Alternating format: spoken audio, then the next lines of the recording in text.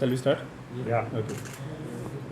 First of all, my apologies for being a little late. The video conference went on till now. So, firstly, मैं आप सभी का स्वागत करता हूं कि आपने शॉर्ट नोटिस में ये प्रेस कॉन्फ्रेंस अटेंड करी। आज की जो प्रेस कॉन्फ्रेंस है ये घरोटा में जो 25 फरवरी को एक मर्डर केस हुआ था उसके बारे में है। अगर थोड़ी सी पुरानी जानकारी देते हुए ये बताना चाहेंगे, 25 फरवरी 2020 को घरोटा पुलिस स्टेशन में एक रिपोर्ट रिसीव हुई थी जिसमें कि ये बताया गया था कि सौदागर सिंह जो कि नायब सरपंच बारन के हैं और उसके और भाई जिसमें कि बाबा चंचल सिंह, राजन सिंह, नीलम सिंह और बाकी लोगों ने सरपंच दलबीर सिंह इनके घर में आधी रात को घुस के उनके ऊपर हमला किया है। वहाँ पे फायरिंग हुई है और फायरिंग में कश्मीर सिंह जो कि कज़िन हैं सरपंच दलबीर सिंह के, उनकी ऑन स्पॉट डेथ हुई है और सरपंच और उनकी सिस्टर गीता देवी ये दोनों जख्मी हुए हैं। एक उनके घर में जो पेट डॉग था उसकी भी ऑन स्पॉट डेथ हुई है। इसके चलते FIR number 19/2020 police station Gharota में रजिस्टर की गई और इन्वेस्टिगेशन स्टार्ट की गई। जो शुरुआती इन्वेस्टिगेशन थी उसमें जो विक्टिम्स थे, विक्टिम्स के स्टेटमेंट्स और उनकी तरफ से आई हुई जानकारी के मुताबिक सौदागर सिंह और उनके 8 भाई, इसके साथ साथ राजन सिंह अलियास हैप्पी और बलबीर सिंह, ऐसे टोटल 11 लोग किया गया था। इनकी क्वेश्चनिंग चलती रही। उसके बाद कुछ चीज़ें ऐसी सामने आई जिसकी वजह से ये इन्वेस्टिगेशन कॉम्प्लेक्स होती गई और इसमें स्पेशल इन्वेस्टिगेशन टीम कॉन्स्टिट्यूट की गई। 2 मार्च को ये investigation SP south Vinay Sharma, उसके साथ साथ दिवाकर सिंह, इंस्पेक्टर परवेज सजाद, इंस्पेक्टर राजेश शर्मा और एएसआई सुनील सिंह, इन 5 लोगों की एक स्पेशल इन्वेस्टिगेशन टीम कॉन्स्टिट्यूट की गई और उनको ये इन्वेस्टिगेशन सौंपी गई। इस इन्वेस्टिगेशन के दौरान जितने स्टेटमेंट्स हमारे सामने आए थे वो सारे री एग्जामिन किए गए। जितने एविडेंसेस हमारे सामने आए थे वो सारे के सारे दोबारा से एग्जामिन किए गए और जो technical analysis, evidences, re examination of earlier statements और कई सारी जानकारी के नतीजे पे हमने फाइनली इस केस को सॉल्व करने में हम कामयाब हुए हैं और इस केस में जो कॉन्स्पिरेसी हुई है उस कॉन्स्पिरेसी का पर्दाफाश करने में सिट कामयाब हुई है। अभी जो इस इन्वेस्टिगेशन में पता चला है वो ये पता चला है कि ये जो घटना है, इस घटना को शंकर सिंह जो कि सरपंच दलबीर सिंह के भाई, सरपंच दलबीर सिंह, उनकी बहन गीता देवी, इन सभी लोगों ने मिलके एक कॉन्स्पिरेसी के तहत इस घटना को अंजाम दिया है।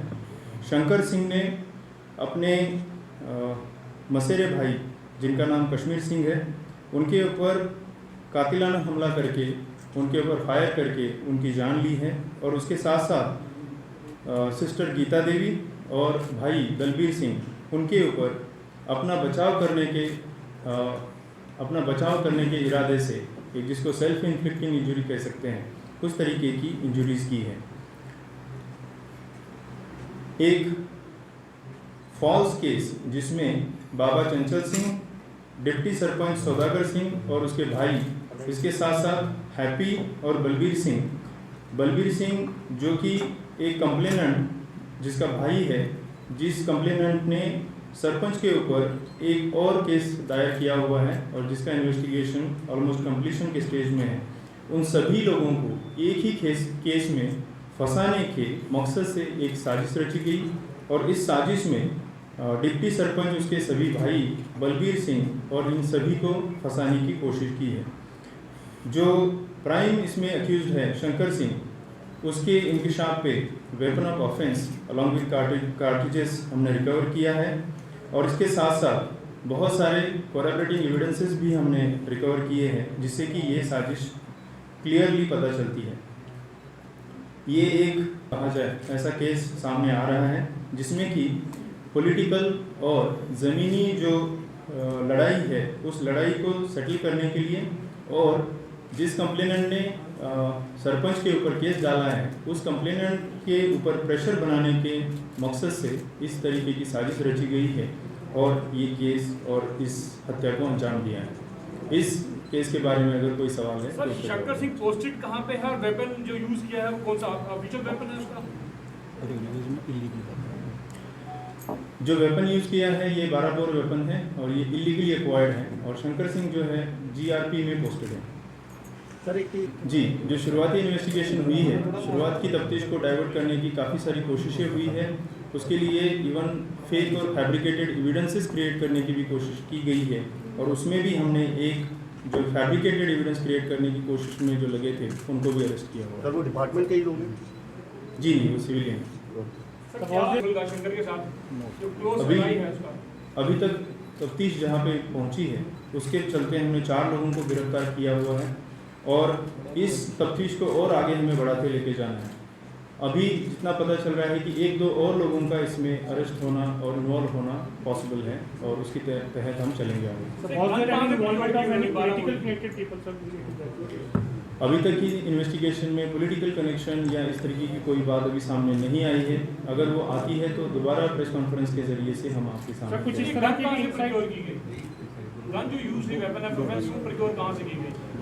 इलीगल जो वेपन ऑफ ऑफेंस है ये इलीगली एक्वायर्ड है, इलीगल पोजीशन में भी रखा गया हुआ है और उसके बारे में कुछ लीड्स जो अक्यूज है उसने हमें दिए हैं, वो सारे के सारे लीड्स हम इंक्वायर फर्दर कर रहे हैं और जैसे ही वो कड़ी हमारे सामने आएगी वो भी आपके सामने रखेंगे। कुछ लोगों को टार्चर करने के एलिगेशन भी पुलिस पे लगे थे, क्या उस पार्ट को इन्वेस्टिगेट किया गया? क्या वो सही था या कुछ उसमें निकला? अभी तक तो जितना हमने इन्वेस्टिगेशन किया है पूरी तरीके से साइंटिफिक इन्वेस्टिगेशन किया है। लाई डिटेक्टर टेस्ट हुए हैं, पॉलीग्राफ टेस्ट हुए हैं और जो एविडेंसेस सामने आए हैं उन एविडेंसेस को जोड़ते जोड़ते हम यहाँ तक पहुँचे हैं। जहाँ तक एलिगेशंस की बात है, कुछ जैसे इनिशियल स्टेजेस में कुछ हमारे सामने ऐसे एलिगेशंस आए थे कि जिसमें कहा गया था कि टॉर्चर करने की। हम सभी लोगों की भावनाओं को समझते हैं। जब किसी के घर का कोई व्यक्ति गिरफ्त में आता है तो उसकी भावना इस तरीके की होना वो जायज़ बात है, लेकिन इस तरीके से अनप्रोफेशनल इन्वेस्टिगेशन हम लोग नहीं करेंगे। सर, कन्फेशन किया है कि उसने कि whether they are involved? जी, उनकी कन्फेशन के और उनकी शनाख्त के बेसिस पे ही रिकवरी हुई है। तो कुछ इस तरह की भी रिपोर्ट्स आ रही हैं कि जो अटैकर थे उनका टारगेट कोई और था, लेकिन नहीं, इन्वेस्टिगेशन के दौरान ऐसी कोई बात सामने नहीं आई है। ये एक वेल डिज़ाइंड और वेल प्लान्ड कॉन्स्पिरेसी के तहत की गई, साजिश के तहत की गई एक हत्या है और वही इन्वेस्टिगेशन में सामने आया है। सर मर्डर केस पर आप लोग से कोई बात नहीं करता, कोई फोन नहीं उठाता हम लोग का, तो दिक्कत हमारे लिए है कि एटलीस्ट PRO हो तो हम बात तो किसी से करें। ऑफिशियल कोर्ट तो चाहिए हम लोग को। कल को कोई इन्फॉर्मेशन पब्लिक में डोमेन में जाती है, लायबिलिटी तो हम पे है। आप लोग पिक नहीं करते, हम लोग के लिए दिक्कत बन जाती है। जी, हमारी तरफ से DYSP हेडक्वार्टर्स श्वेतांबरी मैडम यहाँ पे हैं।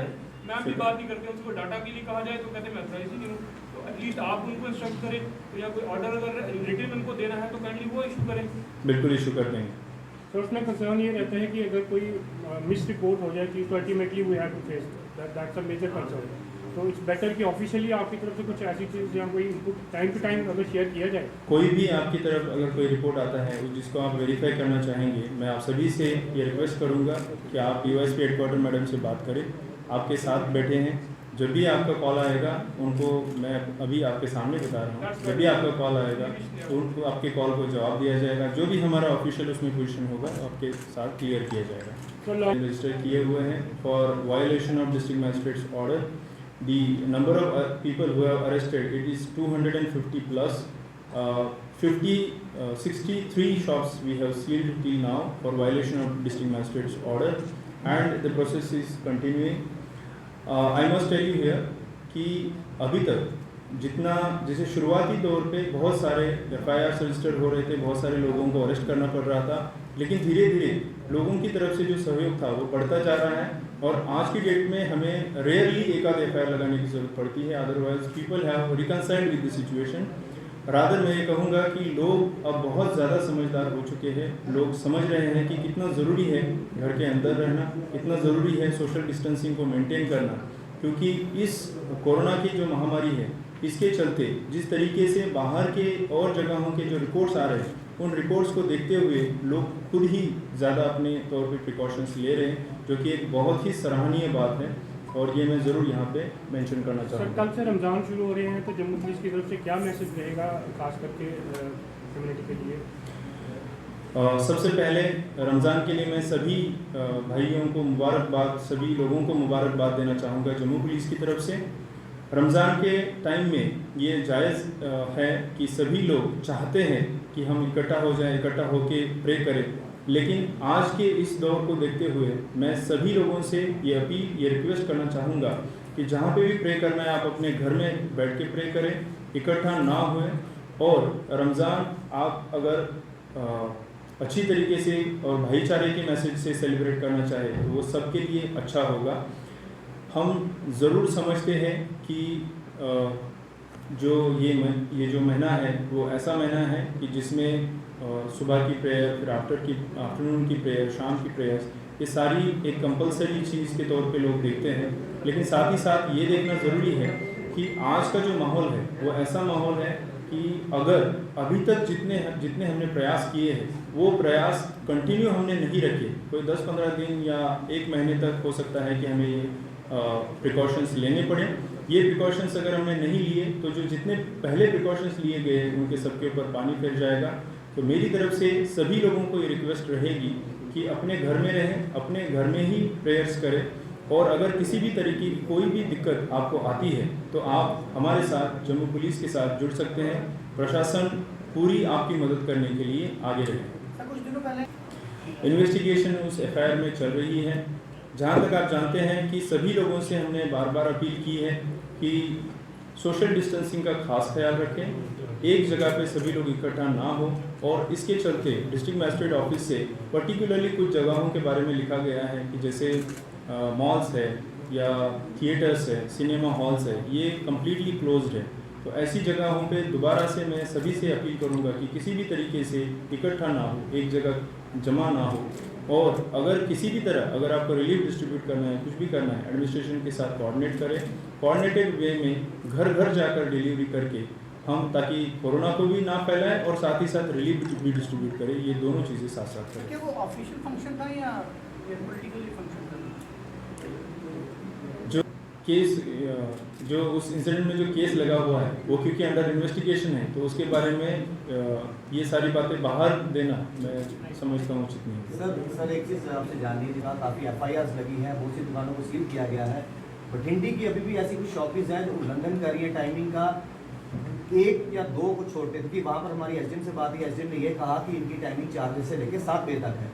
लेकिन अभी भी मस्जिद के सामने बात करें, लॉकडाउन का उल्लंघन हो रहा है, टाइमिंग की उल्लंघन हो रही है और 11 बजे तक वो शॉपिंग खुली हुई है। जहाँ जहाँ पे भी ऐसे रिपोर्ट्स हमारे सामने आएंगे उनके ऊपर उचित कानूनी कार्रवाई की जाएगी। सर रतीश शर्मा की बात की जाए और जम्मू एरिया की अगर बात, इसके बारे में मैं जम्मू डिवीज़न की बात नहीं कर पाऊँगा। जम्मू डिस्ट्रिक्ट की अगर बात आप करना चाहें, डिस्ट्रिक्ट में हमारे जो डिसीजन हुआ है वो ये मद्देनज़र हुआ है कि कितने लोग ऐसे हैं कि जिनको कोरोना की जो संक्रमण होना बहुत ज़्यादा लाजमी है, जो क्योंकि उनका एज ज़्यादा है, से 60+ है, या उस तरीके की अगर कोमॉर्बिडिटी है और भी किसी बीमारी से वो पहले ही लड़ रहे हैं, या कितनी क्राउडिंग है, वो सारी चीज़ों को मद्देनज़र ये डिसीजंस हुए हैं। और जम्मू डिवीज़न के बारे में यहाँ पे मेरा कहना वो उचित नहीं होगा। जम्मू डिस्ट्रिक्ट में जितने भी फैसले हुए हैं वो सारे हमने सोच समझ के किए हैं। पाटिल साहब, रिगार्डिंग किसी भी जो कोरोना वायरस के चलते हुए कितने लोगों को छोड़ा गया है? यस, वो डेटा आप अवेल कर सकते हैं। ये if you can talk to 1-to-1 मैं आपको दे दूँगा। Conclusion, I would again apologise for being little late and thank you for your participation in today's press briefing as well as wholehearted cooperation from your side. Corona की ये जो जंग जो सभी लोग हम लोग मिलके लड़ रहे हैं उसमें मैं समझता हूँ कि मीडिया भी कोरोना वॉरियर्स है। जहाँ जहाँ इस तरीके के उल्लंघन होते हैं आपके ज़रिए से हमारे सामने आते हैं, जहाँ जहाँ पुलिस अच्छा काम कर रही है वो चीज़ें भी आपके ज़रिए से हमारे सामने आती है। तो उसके लिए मैं सभी मीडिया कर्मियों का धन्यवाद करना चाहूँगा। जहाँ पे भी मीडिया कर्मियों को किसी तरीके की कोई दिक्कत आए तो उसमें जम्मू पुलिस आपका सहयोग करने के लिए हमेशा आगे रहेगी, ये अश्योरेंस भी देना चाहूँगा। इसमें डायरेक्शंस गवर्नमेंट की तरफ से आ चुकी है और पुलिस वालों को नाका पे जो मैजिस्ट्रेट्स हैं उनको सभी को भी ये कन्वे हो चुकी है। सर मेजर दिक्कत जो आई वुड से कि जो मेरे प्रोफेशनल्स हैं they are in the learning stage which all of you might have been at one stage, so you can understand the phase of life through which they are going. We will counsel them, we will tell them to one, and मैं चाहूँगा आप भी उनको उसी तरीके से समझे जिस तरीके से आपने जब ये प्रोफेशन ज्वाइन किया है उस टाइम जिस तरह आप स्ट्रगल कर रहे थे, they are into that phase. So we need to groom, and they are our future. They will come out as great officers. I trust in them. The initial phases are always of struggling phases, so I wish and I hope you people will also understand and accordingly deal with them. लेकिन sir आप